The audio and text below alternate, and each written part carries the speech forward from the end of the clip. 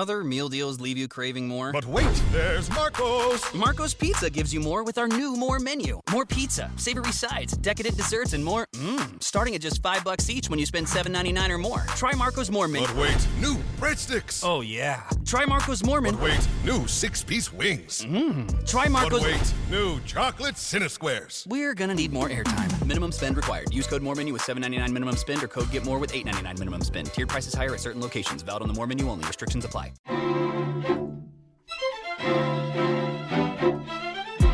Well, welcome to the Janelle King Show. I'm Janelle King. This is Extra 106.3, and this is where we discuss kitchen table topics that are typically banned from family gatherings, but are absolutely necessary in order to have a strong republic. And today's table topic, we are talking about the harsh reality of the state of our youth. I want to address a very tough but necessary conversation because the reality facing our youth, especially young Black men in America today, is sobering. But ignoring it isn't an option if we want to build a stronger future. So let's start with the facts. According to recent reports, approximately 70% of Black children are born out of wedlock. And the fatherless crisis is deeply intertwined with many of the challenges our youth face. Without strong, involved fathers, children are more likely to struggle academically, emotionally, and socially. They're more likely to drop out of school, get involved with gangs, and fall into criminal activity. Nearly 60% of all released prisoners are rearrested within 3 years. And for young Black men, the numbers are even more alarming. They project that roughly 1 in 3 Black men will spend time in prison at some point in their lives. The vast majority of those incarcerated are involved in crimes stemming from economic desperation or the sense of a lack of opportunity or broken family structures. All of this paints a picture of a cycle that's hard to break. Few fathers at home, unforeseen economic opportunities, and a lack of confidence and motivation to take personal responsibility. But here's the truth we cannot ignore. A failed system isn't just about law enforcement or prisons.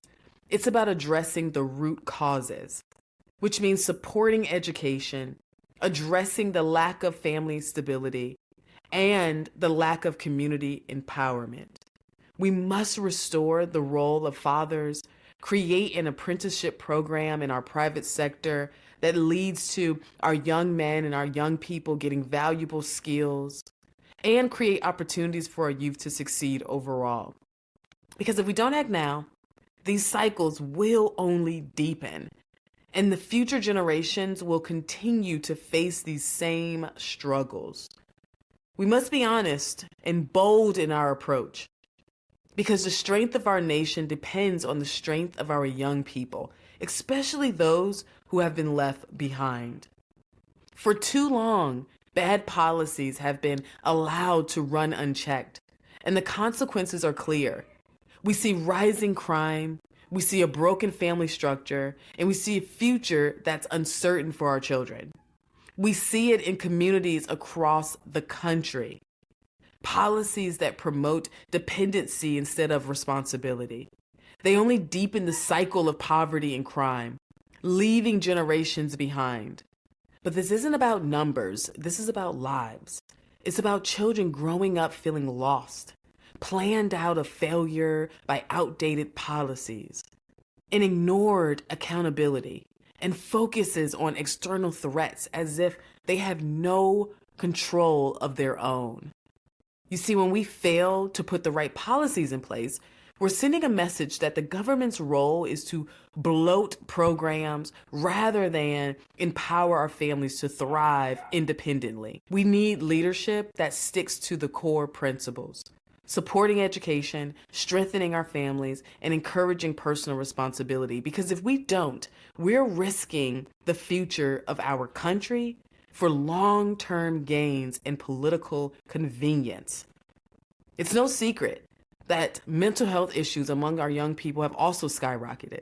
According to recent reports, anxiety and depression rates among teens have doubled over the last decade. Many doctors and parents are seeing levels of stress never before recorded. Health awareness is vital. We also need proactive solutions, more support, better access, and most importantly, a cultural shift that fosters resilience instead of helplessness. And now add to that the rise of technology and social media. And while these tools have connected us like never before and allowed us to keep up with family functions and friends, they've also changed how our youth communicate and relate to each other. Social skills in real life are waning. The art of face-to-face conversation, empathy, and conflict resolution is fading swiftly. And it's all replaced by screens and shorts and instant messages. You see, the digital world, though vast, often isolates our young people, making genuine relationships harder to build. And here's a big one: our young people's work ethic. You see, we live in a time where many Gen Zers lack motivation to build long-term careers. Why? Because having a stable, lasting job doesn't seem to excite them anymore. They're more focused on quick wins and instant gratification and experiences that provide immediate pleasure, rather than working hard over years to achieve meaningful successes. They frown on those who retire and praise influencers who made a living on unstable platforms. This attitude is extremely dangerous. You see, it impacts everything: personal growth, family stability, and the economy. Our nation depends on individuals willing to work hard, take responsibility, and persevere through adversity. But if the next generation isn't motivated to do that, it weakens our foundation. So where do we go from here? Well, I have a special guest who is the subject matter expert on these types of discussions. And I can vouch for him 100% because he is my brother. Yes, he is my blood brother. We have the same mother and father. He works with at-risk youth who are heading to the juvenile justice system. He's an advocate serving as a mediator between families and the system. So when we return, you're going to hear a conversation that I had on camera with my brother, William Jones. So stay tuned. Don't leave the table. We'll be right back. You're listening to The Janelle King Show right here on Extra 106.3. Hello, everyone. My name is Suzanne Guy, and this is the Church's Moment. There is an incredible opportunity to start a distinct pro-life ministry at your church. We started one at our church about 5 years ago, and the fruit has been tangibly beautiful.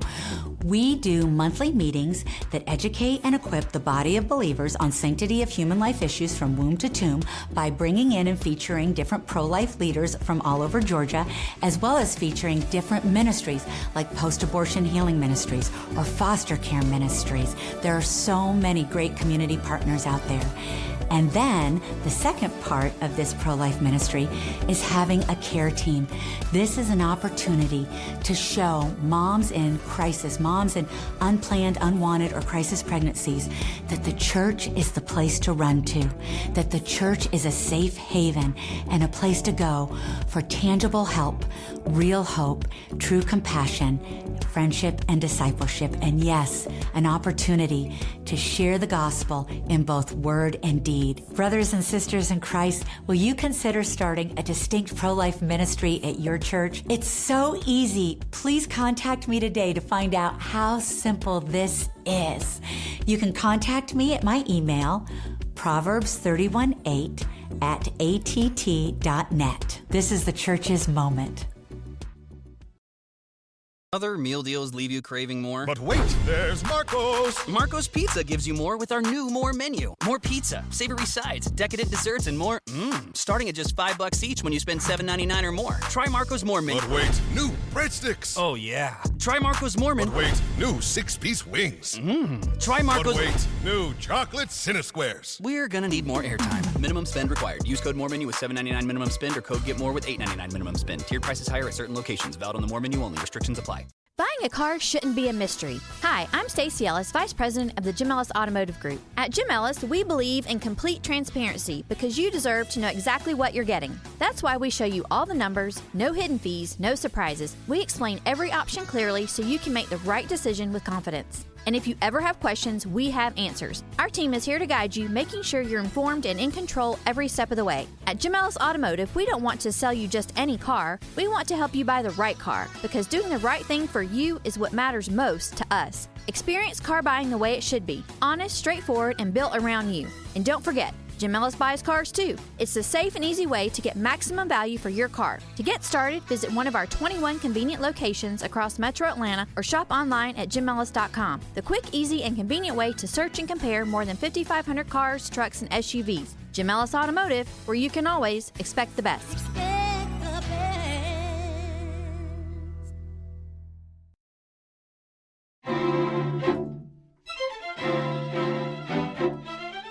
Well, welcome to the Janelle King Show. I'm Janelle King. This is Extra 106.3, and this is where we discuss kitchen table topics that are typically banned from family gatherings but are absolutely necessary in order to have a strong republic. As I stated before the break, we are getting ready to have a one-on-one conversation with my brother, Mr. William Jones.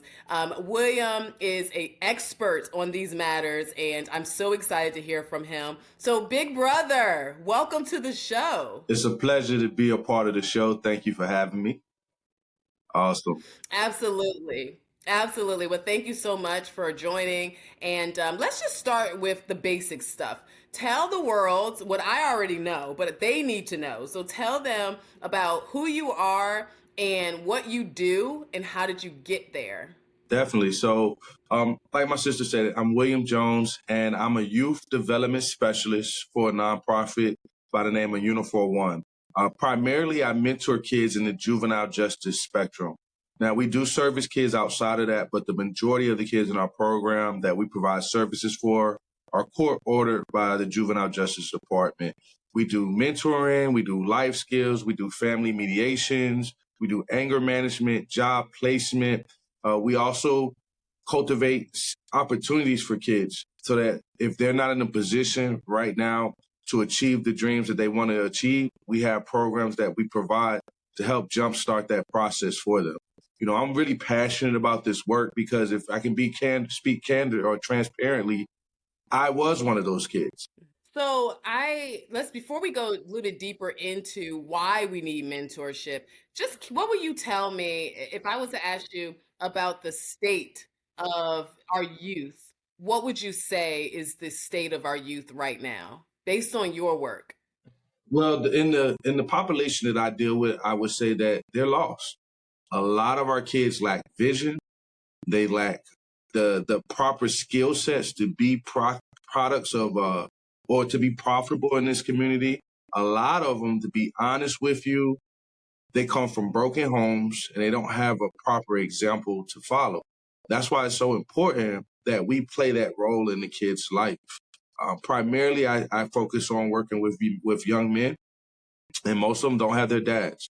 And if I can just give a number, I'll say 98% of the kids I work with don't have fathers. They come from broken homes. So they've already began at a young age to normalize broken homes, toxic environments. You know, a lot of them lack self-esteem issues. You know, it's very, very unfortunate, but that's just the reality of the world that we live in. So would you say that the boys that you work with, are they predominantly Black, or what's the demographic breakdown? So majority of the young men that I work with are African American. You know, I'll say there's maybe a 2% of Caucasians, Hispanics, but the majority is African Americans. And, you know, I'm tired of seeing our young kings locked up. I'm tired of seeing our young kings in court. You know, I frequent court 3-4 times a week, and all I see is our young guys in that situation. And you know, we have to do something about it. You know, it's good to talk about change, but we have to get our hands dirty, you know, get our elbows dirty, get in the trenches with them and be the change that we want to see in the world. And that's why I'm so passionate about being a mentor, because every kid I service has greatness in them. They may not be living in that greatness as we speak, but we need to be the people that water that seed that's in them, provide sunlight, right? Give them soil so that we can begin to nourish that individual, because there's greatness and potential that lies in each and every one of these kids that we work with.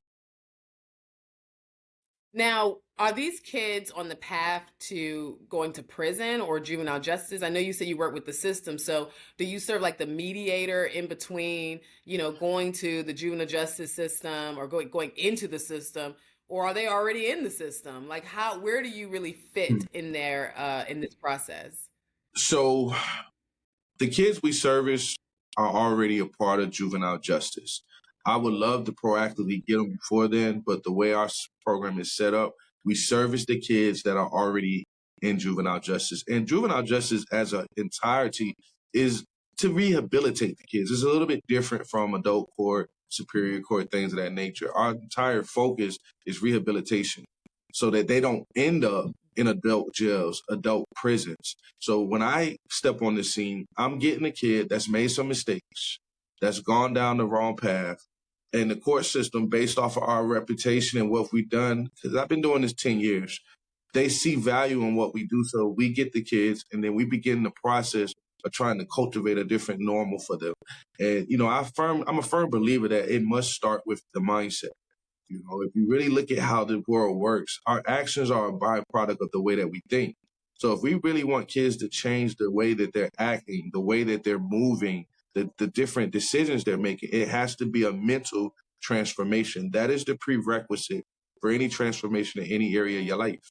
Once we begin to let them know that there's more than what they're experiencing, right? A lot of kids are in survival mode.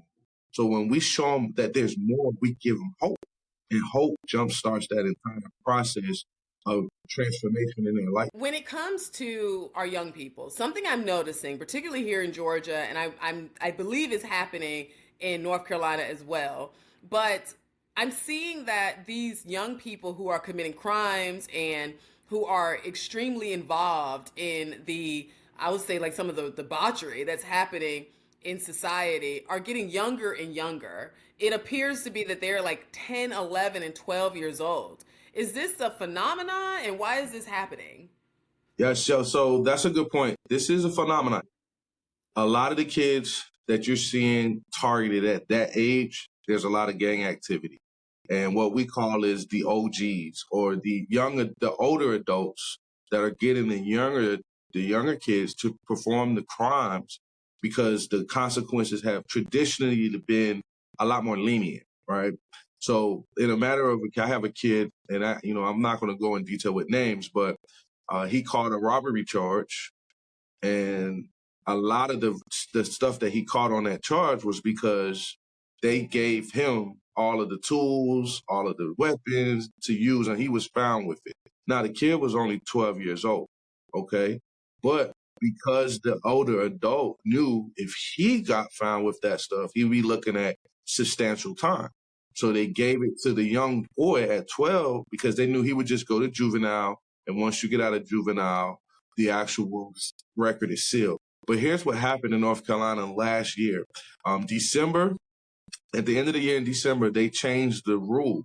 So now moving forward, you can be charged as an adult as young as 14 years old, depending on the nature of the crime. So if you have a violent felony, you can be charged as an adult. And unfortunately, there are kids in my program that were impacted by that rule change, and now they are facing adult charges.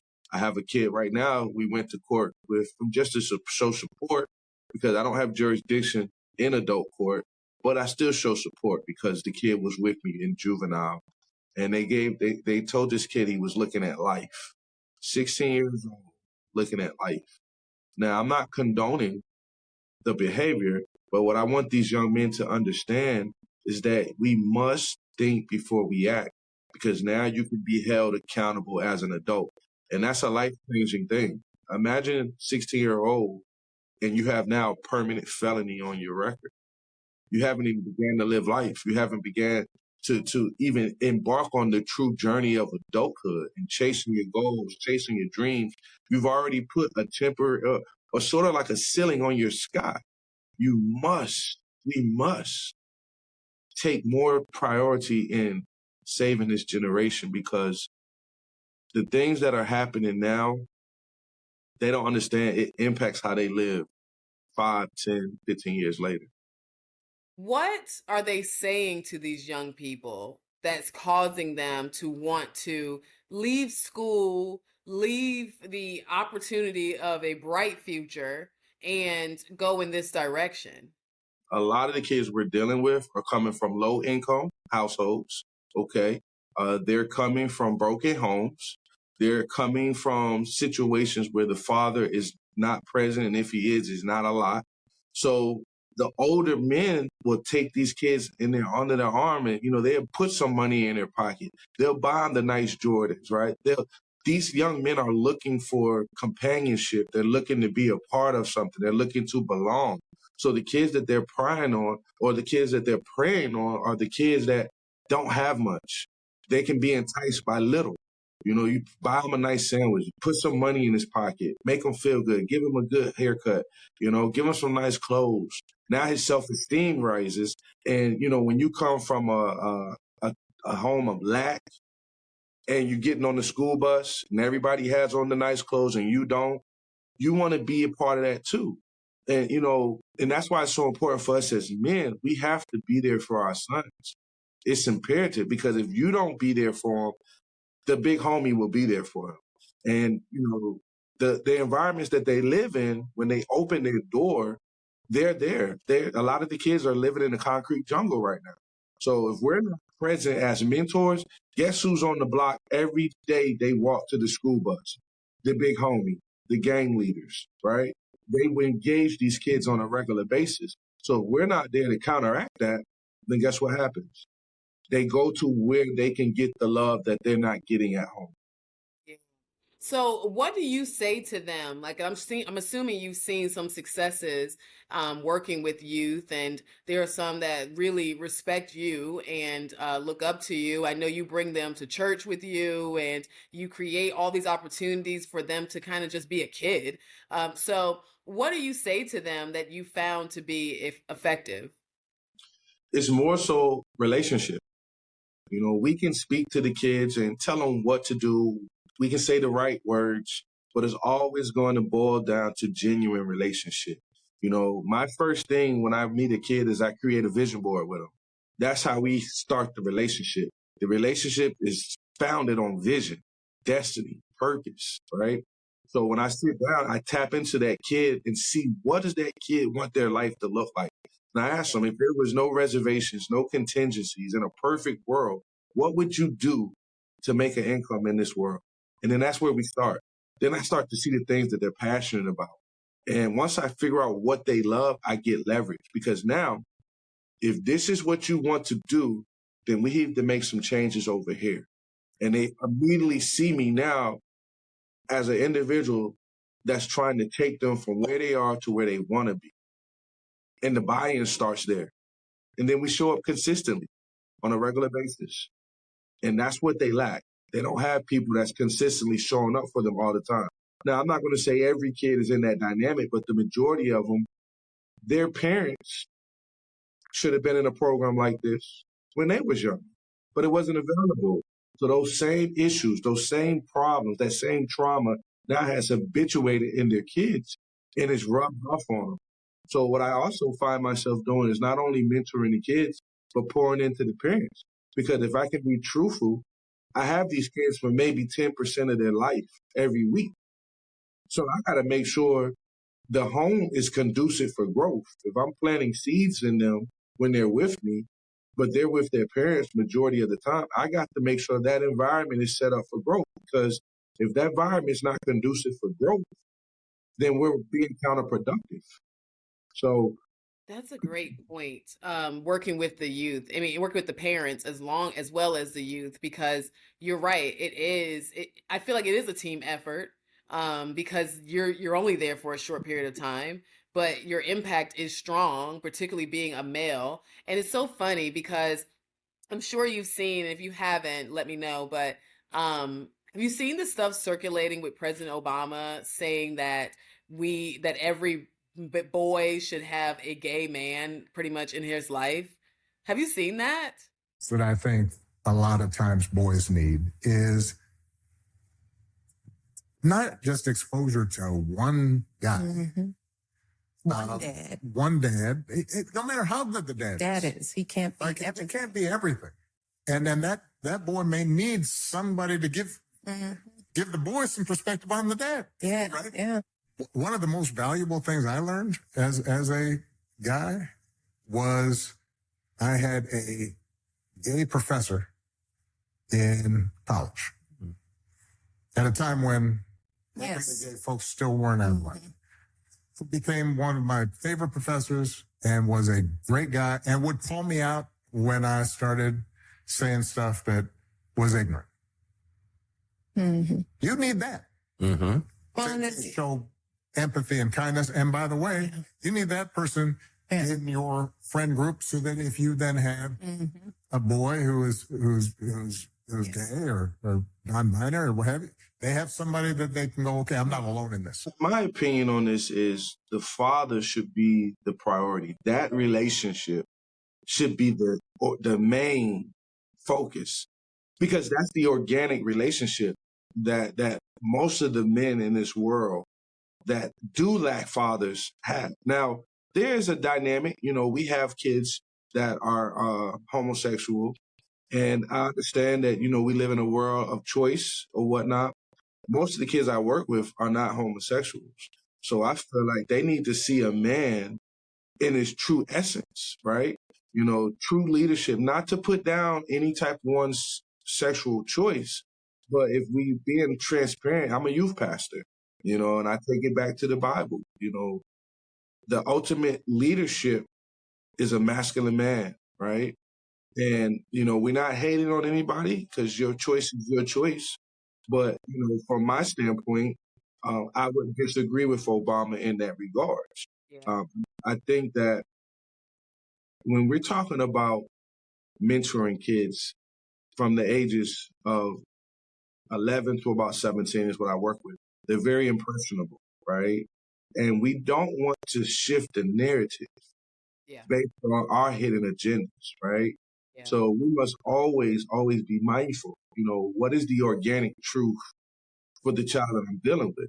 I don't see why we would put that in place for a kid that doesn't identify in that regard, Yeah, no, that makes a lot of sense. And I totally agree with you. I feel like when we tell boys that they need to tone down their masculinity, I feel like you almost make them afraid of their own masculinity rather than teaching them how to manage it.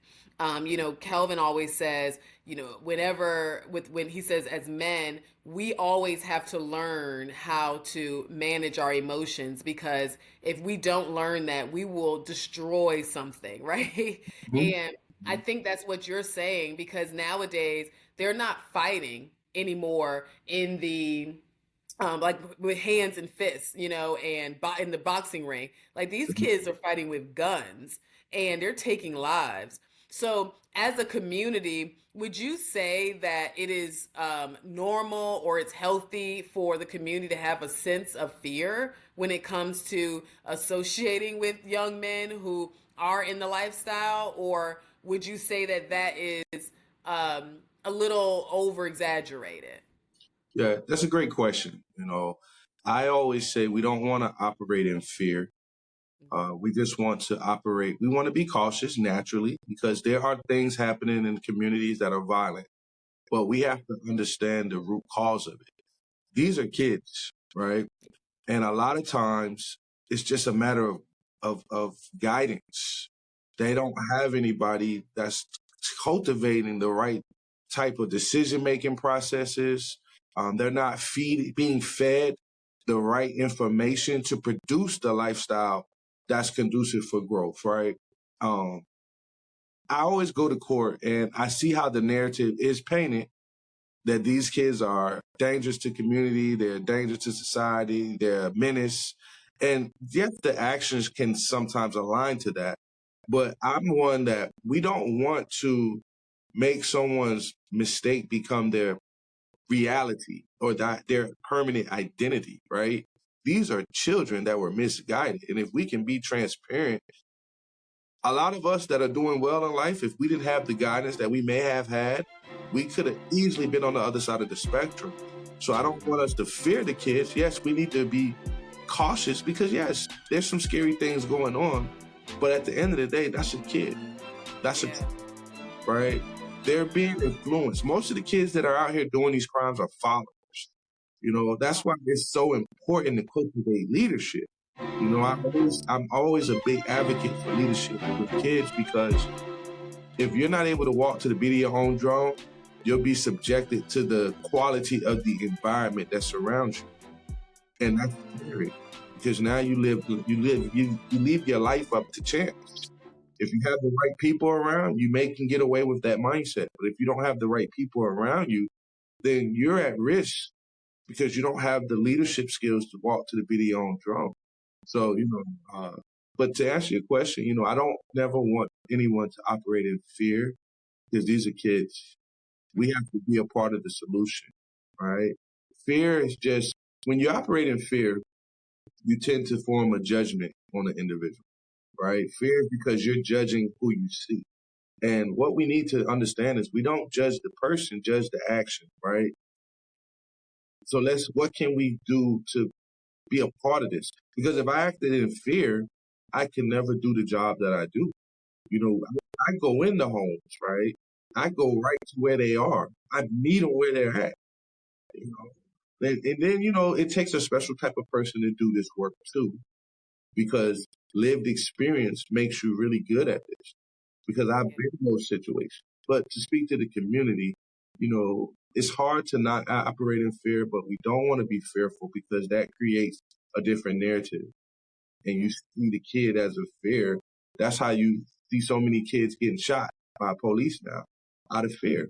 Now, I'm not here to weigh on if it was a righteous shooting or not. That's not what I'm saying. But fear sometimes leads you to do things that you normally wouldn't do because of the lens that you look through when you're operating in fear. Yeah, you feel like this heightened sense of I have to protect myself because I have narratives surrounding me. And I totally get that. All right, let's close on positive notes. Solutions, and what do you see in the future with your youth? So I guess in order to split it up, let's start with solutions. What are some of the things that's working, and what are some of the things that you want to see happen in order to see our boys go in a different direction? Definitely. Well, one thing that I feel is working is being present in the forms of group sessions. We do a lot of those. I sit on a lot of different boards in the city, so I connect the kids to other opportunities. So, one of the biggest things you can do for a kid is broaden their horizon. I had a young man that when I met him, they told me he wouldn't graduate high school. They told me he wouldn't do anything with his life. I got that kid enrolled in college. He's doing construction now, right? So, I connected him to other leaders. I expanded what was possible. We took him on a college campus and he started to catch the vision, right? I think one of the biggest things you can do for a kid that I see is working is not only expose them to what they should do, but help them do it. Help them do it. I didn't tell him to go to the college campus. I took him. I didn't tell him to do the financial aid. I did it with him, right? If we really want to be a part of the solution, we have to show these kids, because if they're coming from broken homes where they've never been an example, how can we ask a kid to do what they never seen orchestrated in their life, right? So we have to be hands-on. We have to show them, not tell them, show them, be a part of that process, engage in the process of transforming their life, right? Moving forward, I would love to see more programs set up for our minority youth, giving them access, not on the back end when the premium, or let me revert it, not when the kids that you want there has filled up, now we have extras. No. Let's prioritize the kid that everybody's giving up on. Let's prioritize the kid that nobody believes can be great, right? If you look at, I always take it back to the Bible. If you look at the Bible, some of the most impactful men had a checkered past, right? Think about it. Moses was a murderer. Noah was a drunk. King David was an adulteress. I can continue to go on, right? But God used men in mighty ways. These kids weren't just born. They were created by God with a purpose, a unique skill set and gift that nobody can do like they do. And I always remind them of that. No matter what you're going through right now, this isn't it. This is just something you got to go through to grow. And I'm here to help you get through it, my brother. That sounds like a message for adults too. Because I know a lot of adults that need to hear that message too.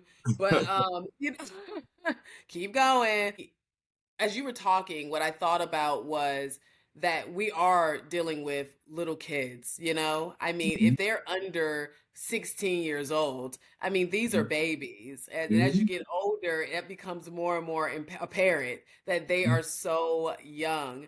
And I do think that we as a society has to start looking at it like that these are children that are being misguided. And I love what you were saying about kind of like walking them through their help versus just telling them what to do. And that's where mentorship comes into play.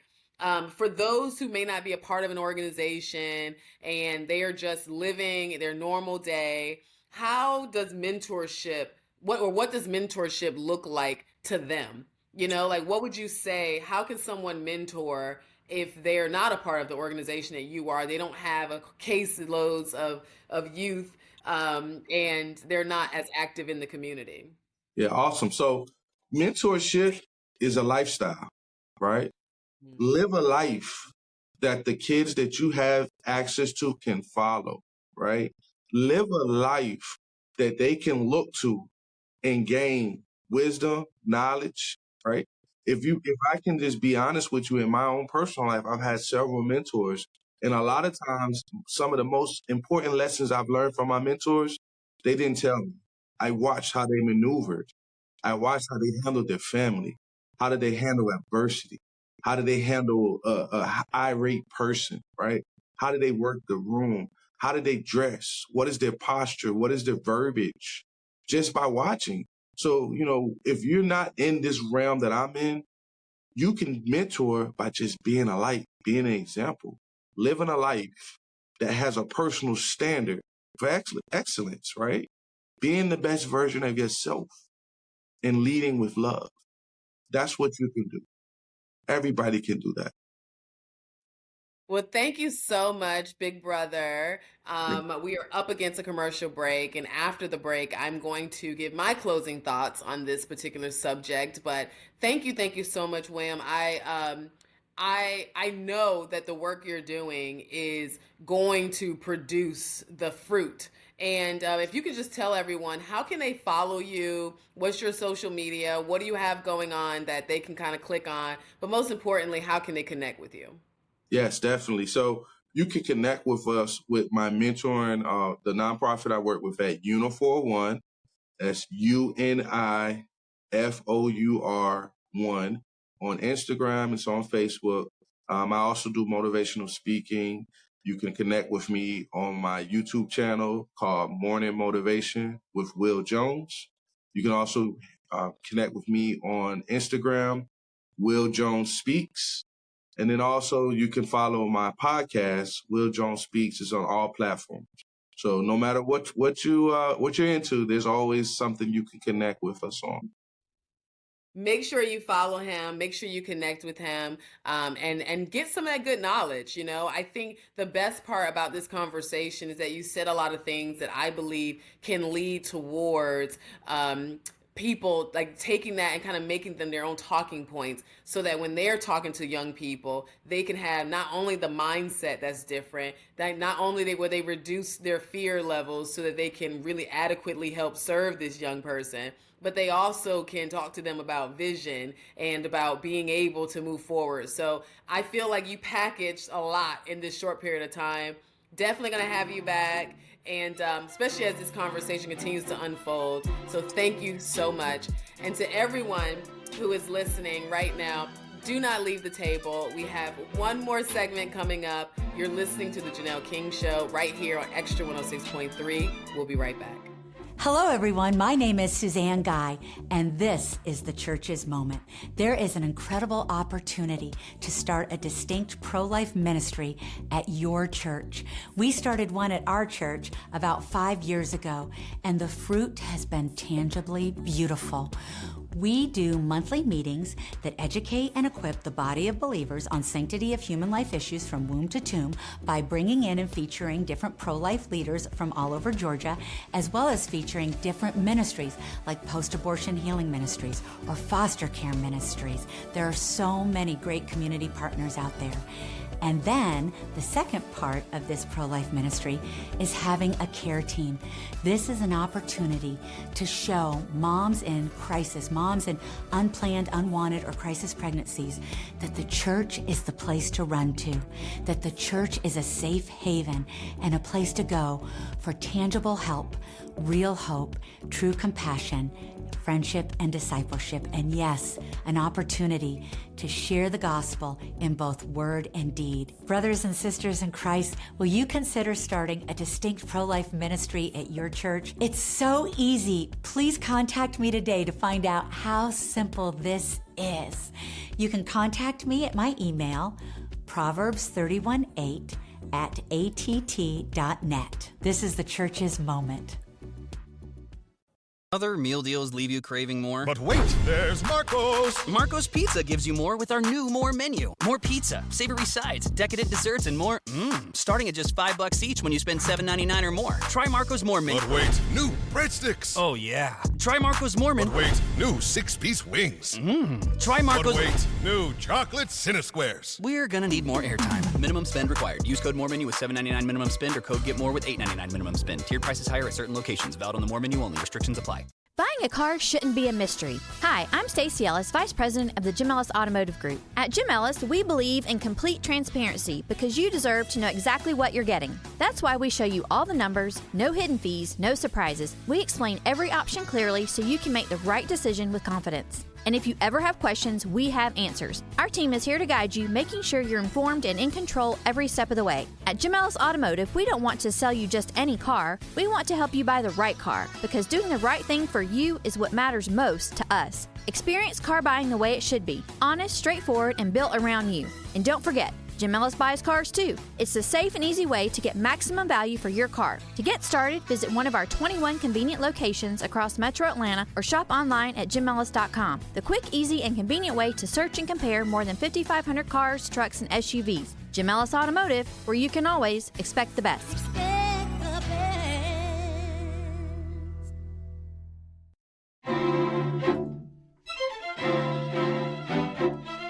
This is the Janelle King Show right here on Extra 106.3, where we discuss kitchen table topics that are typically banned from family gatherings but are absolutely necessary in order to have a strong republic.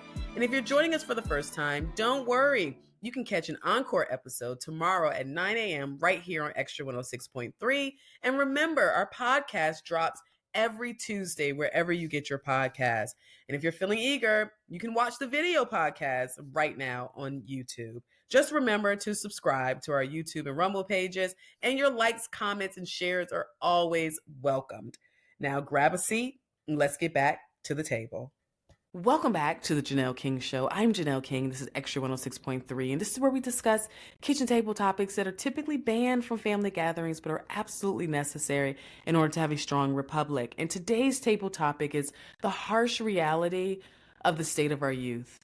So before the break, we discuss a reality that just can't be ignored, and it's the state of our youth, especially when it comes to young Black men in America. The data is sobering. About 70% of Black children are born out of wedlock, and broken families often lead to dropping out of school, gangs, and crime. Statistics say that nearly 1 in 3 Black men will serve time in prison, often due to a lack of opportunity and support.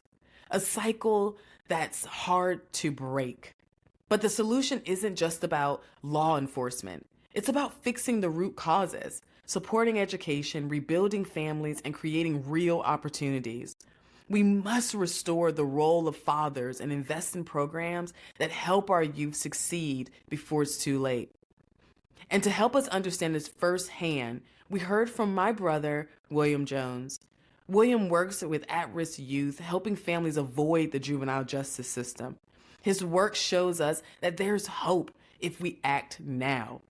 We can change the course of our youth's future, and it starts with seeing every youth as a child, by tackling the fear and the stigmas that causes us to shy away from mentorship, choosing to not only tell, but show our young people. So what is the solution? We need to promote values that foster resilience, discipline, and personal responsibility. We must support policies and programs that prioritize character building, work ethic, and family stability. Our youth need to learn that success is not instant, but earned through effort, through perseverance, and through faith in God. Whether we like it or not, the generations coming behind us will be the adults leading the way. We need to make sure that this great responsibility is not on the backs of a few of our young people. Our strength as a nation depends on our young people, and it's time we step up. I want to remind us all of an undeniable truth, and that's that the strength of our nation depends on the strength of our youth. Our young people, especially our young boys and young men, face challenges that threaten their future and in turn threatens the future of America. From mental health struggles to social skills and a concerning decline in work ethics, these issues are real, but they're not insurmountable. It's about more than just policies and statistics. It's about leadership, character, and the values we choose to uphold. We need to foster discipline, responsibility, and faith, values rooted in hard work and accountability. These are the things that will help turn the tide, rebuild trust, and restore hope. Because our job is to support and empower our children, to teach them the importance of perseverance and personal responsibility. Because if we fail to act, future generations may carry the weight of neglect and misguided policies. But I believe deep down, we have the power to change this narrative. So as you go about your day, remember, it is on us to ensure that tomorrow's leaders are stronger, more resilient, and more committed to the principles that made our country great. Let's be bold, let's be unwavering, and let's get to work together. Our future depends on the choices we make today. Let's choose wisely. Let's choose to lead with faith, responsibility, and hope. Until next time, stay unafraid, stay unapologetic, and never stop seeking the truth. Other meal deals leave you craving more? But wait, there's Marco's. Marco's Pizza gives you more with our new More menu. More pizza, savory sides, decadent desserts, and more. Starting at just $5 each when you spend $7.99 or more. Try Marco's More menu. But wait, new breadsticks. Oh yeah. Try Marco's More menu. But wait, new 6-piece wings. Try Marco's. But wait, new chocolate Cinesquares. We're gonna need more airtime. Minimum spend required. Use code More menu with $7.99 minimum spend or code Get More with $8.99 minimum spend. Tiered prices higher at certain locations. Valid on the More menu only. Restrictions apply. Buying a car shouldn't be a mystery. Hi, I'm Stacey Ellis, Vice President of the Jim Ellis Automotive Group. At Jim Ellis, we believe in complete transparency because you deserve to know exactly what you're getting. That's why we show you all the numbers, no hidden fees, no surprises. We explain every option clearly so you can make the right decision with confidence. And if you ever have questions, we have answers. Our team is here to guide you, making sure you're informed and in control every step of the way. At Jim Ellis Automotive, we don't want to sell you just any car. We want to help you buy the right car, because doing the right thing for you is what matters most to us. Experience car buying the way it should be, honest, straightforward, and built around you. And don't forget, Jim Ellis buys cars too. It's the safe and easy way to get maximum value for your car. To get started, visit one of our 21 convenient locations across Metro Atlanta or shop online at jimellis.com. The quick, easy, and convenient way to search and compare more than 5,500 cars, trucks, and SUVs. Jim Ellis Automotive, where you can always expect the best.